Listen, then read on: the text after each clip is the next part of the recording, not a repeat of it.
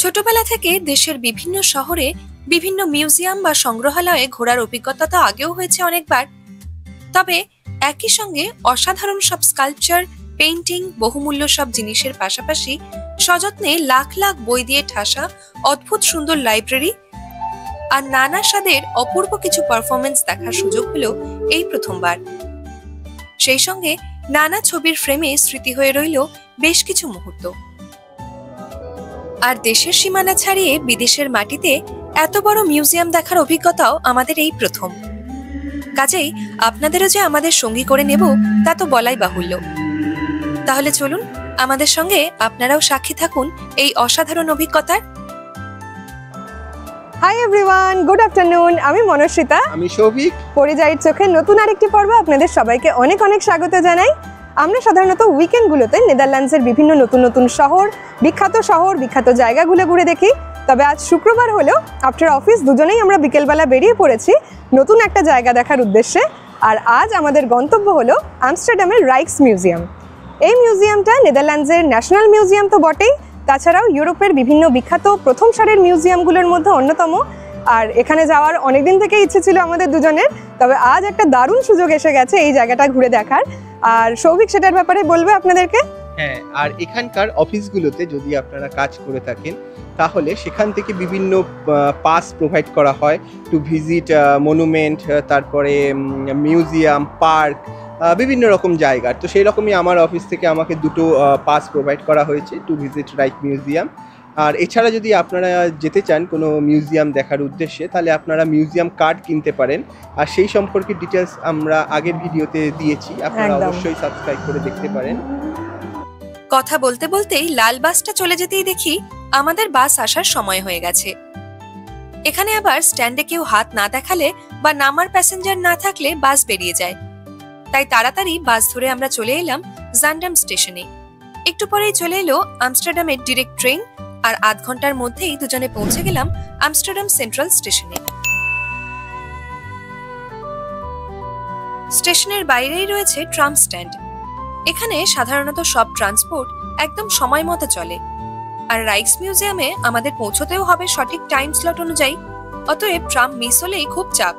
তাই শেষের পথটুকু একটু পা চালিয়ে দুজনে উঠে পড়লাম ট্রামে। সেন্ট্রাল স্টেশনের বাইরের এই জায়গাটা আপনারা আমার আগের অনেক ভিডিওতেও দেখে থাকবেন। একটু পরে স্ট্যান্ড ছেড়ে এগিয়ে চললাম আমরা। এখান থেকে এখন আমাদের যেতে হবে মিউজিয়াম প্লেন স্টপেজে। ওই এরিয়াতেই রাইক্স মিউজিয়াম সহ রয়েছে ভ্যানকক মিউজিয়াম, মোকো মিউজিয়াম এবং রয়্যাল কনসার্ট হল। পরবর্তীকালে এই মিউজিয়ামগুলো এক এক করে দেখার ইচ্ছে রয়েছে আমাদের। আর যখন এই মিউজিয়ামগুলো আমরা দেখতে যাব তখন অবশ্যই আপনারাও আমাদের সঙ্গী হবেন। জানালা দিয়ে শহরের দৃশ্য দেখতে দেখতে নামার সময় হয়ে এলো। আর একটা স্টপেজ পরে মিউজিয়াম প্লেন।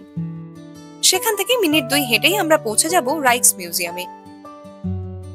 নেদারল্যান্ডসের এই ন্যাশনাল মিউজিয়ামটি তৈরি হয় 1798 সালে, কিন্তু তখন এটি ছিল হেগ শহরে। পরবর্তীকালে 1808 সাল নাগাদ এটি আমস্টারডামে সরিয়ে আনা হয়। আর এই বর্তমান বিল্ডিংটি তৈরি হয় 1885 সাল নাগাদ। রাইক্স মিউজিয়াম কিন্তু নেদারল্যান্ডসের সবচেয়ে বড় আর্ট মিউজিয়ামও বটে। প্রায় 8000-এর বেশি আর্ট অবজেক্টস রয়েছে এখানে। তাছাড়াও রয়েছে ডাচ হিস্ট্রি আর কালচারের ঐতিহ্য বহন করে চলা আরো বহু জিনিস। তো বেশ ভালোই আন্দাজ করতে পারছি যে সব মিলিয়ে আজ একটা অসাধারণ এক্সপিরিয়েন্স হতে চলেছে। টুকটুক করে হাঁটতে হাঁটতে একদম সময় মতো আমরা পৌঁছে গেছি ওয়েস্ট গেটে। এন্ট্রি পাসের স্লট অনুযায়ী আমাদের এখানেই আসতে বলা হয়েছে। ইতিমধ্যেই আরো অনেকেই চলে এসেছেন। সবাই পরপর লাইন দিয়ে ভেতরে যাওয়ার জন্য ওয়েট করছেন। অনেকে আবার তাদের স্লট অনুযায়ী উল্টো দিকের গেটে লাইন দিয়েছেন। আমি আর সৌভিকও লাইনে দাঁড়িয়ে পড়লাম। অল্প সময় অপেক্ষার পর এগিয়ে চলল আমাদের লাইনটা। প্রত্যেকের পাস চেকিং এর পর আমরা চলে এলাম ভেতরে।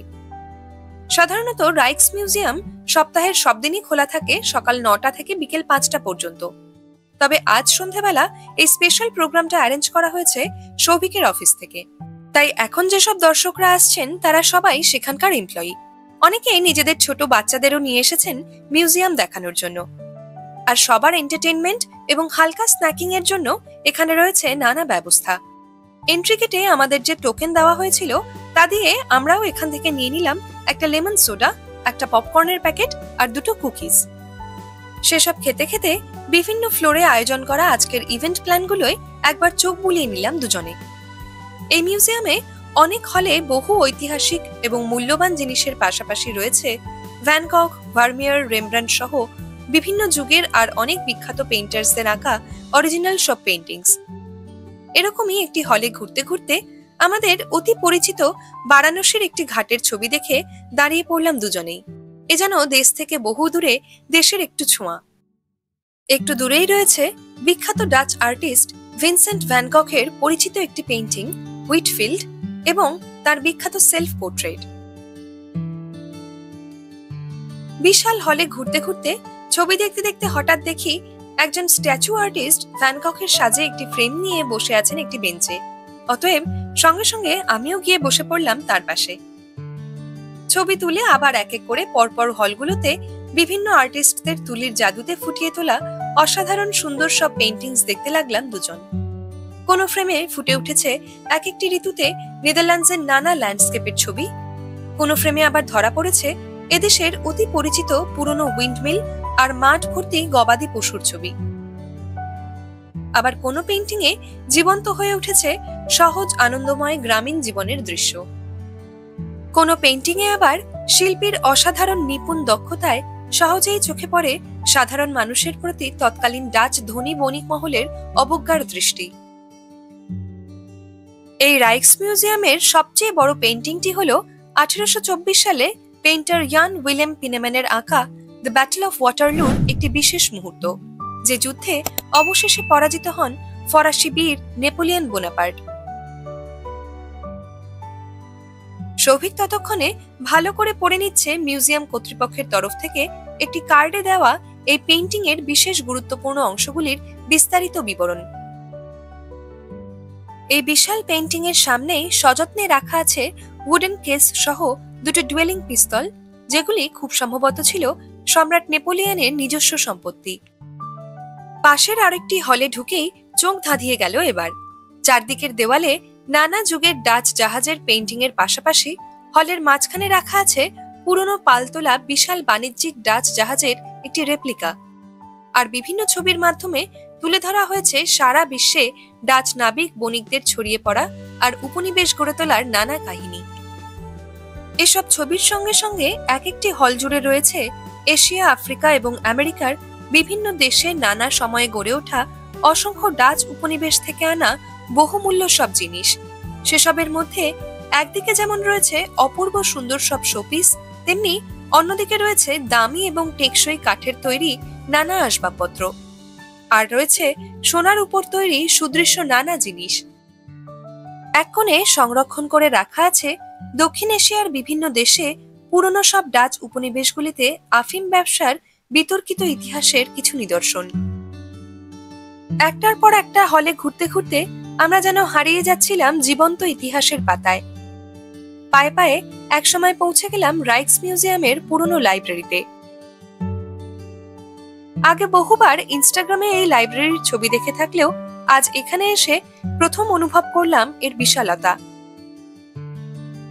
নানা বিষয়ে লাখ লাখ বই সাজিয়ে রাখা আছে অসংখ্য র্যাকে। আর মিউজিয়ামে আসা দর্শকদের সযত্নে বিভিন্ন বিষয় বুঝিয়ে দিচ্ছেন গাইডরা। বইয়ের পাশাপাশি এখানে জায়গা পেয়েছে বিভিন্ন যুগে বিভিন্ন ধাতুর তৈরি বহু ডাচ মুদ্রা। লাইব্রেরি থেকে বেরিয়ে পাশের আরেকটি হলে গিয়ে এবার আমরা সাক্ষী হলাম অনবদ্য এক অভিজ্ঞতার। ট্র্যাডিশনাল আফ্রিকান ড্রেস পরা এক শিল্পীর ভরাট গলায় কেঁপে উঠছে হলের সব দেওয়াল, আর মুগ্ধ হয়ে শুনছেন সমস্ত দর্শকরা।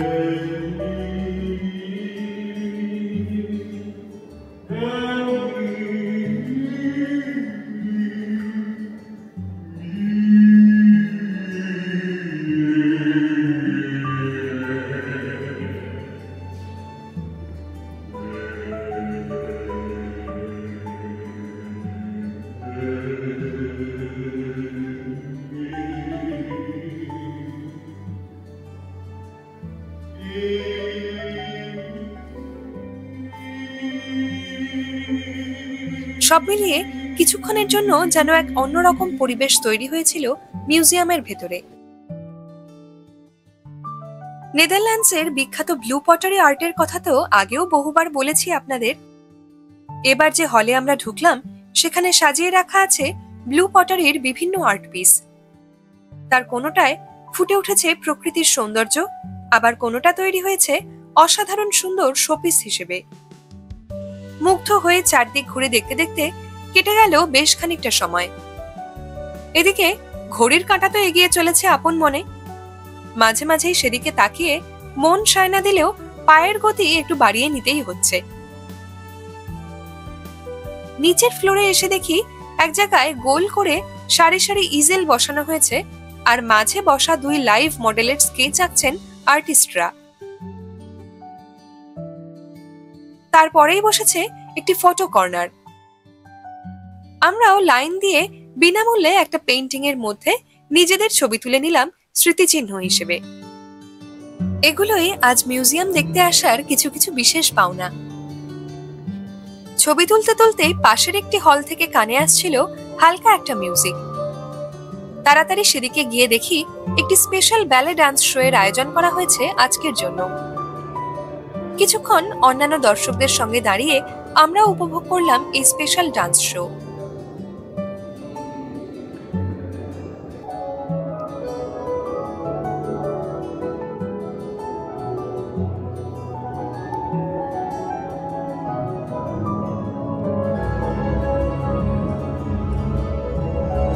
কোথাও মিউজিয়াম দেখতে গিয়ে এসব অভিজ্ঞতা এই প্রথম। স্বীকার করতেই হবে, রাইক্স মিউজিয়ামের কালেকশন যেমন অনবদ্য তেমনি সুন্দর আজকের এই বিশেষ সন্ধ্যের সমস্ত আয়োজন। এই সময় একবার ঘড়ির দিকে চোখ পড়তেই দেখি মিউজিয়াম বন্ধ হতে আর মাত্র মিনিট 15 বাকি। এদিকে তখনও বেশ কিছু রুম দেখা বাকি আছে আমাদের। কাজেই এবার বাকি ঘরগুলো এক ঝলকে দেখে নেওয়ার জন্য প্রায় দৌড়ে বেড়াতে লাগলাম এক হল থেকে অন্য হলে। এর মধ্যেই মিউজিক্যাল ইনস্ট্রুমেন্টস হলে এসে আবার কিছুক্ষণের জন্য দাঁড়িয়ে পড়তে হলো এই মায়াবী বাঁশির আওয়াজ শুনে।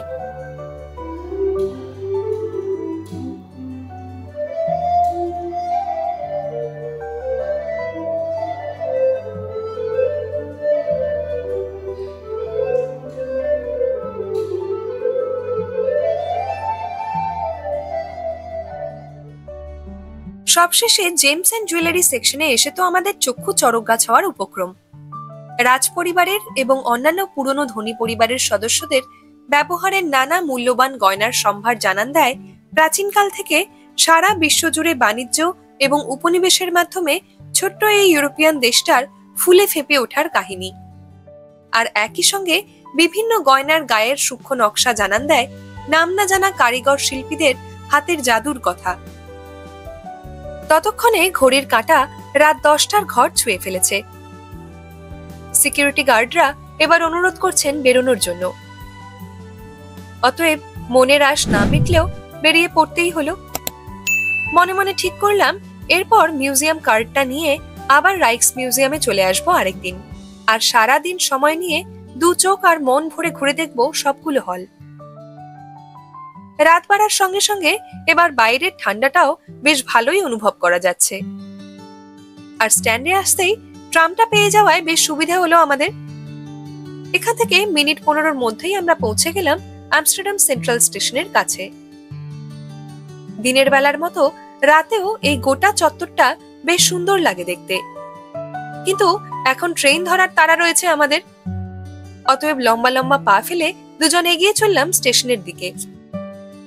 পরিচয়ের চোখে বিভিন্ন জায়গাগুলি আপনাদের দেখতে কেমন লাগছে তা আমাদের অবশ্যই জানান কমেন্ট করে, আর সেই সঙ্গে লাইক, ফলো, শেয়ার এবং সাবস্ক্রাইব করুন আমাদের ফেসবুক, ইউটিউব এবং ইনস্টাগ্রাম পেজগুলি। সবাই খুব ভালো থাকুন, সুস্থ থাকুন। খুব তাড়াতাড়ি আমরা ফিরে আসবো আমাদের পরবর্তী ভ্রমণ অভিজ্ঞতা নিয়ে। Until then, tata.